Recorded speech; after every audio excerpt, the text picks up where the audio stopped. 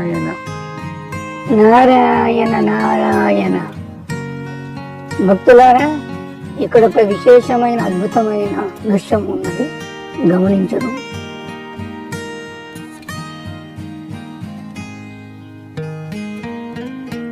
ఇక్కడ చూసారా, ఈ కొండకి సర్పము తెల్లగా కనిపిస్తున్నది.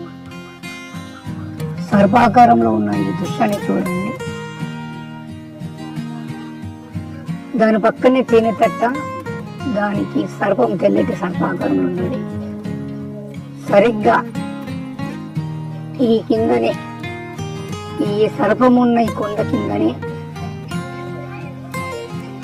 మనకి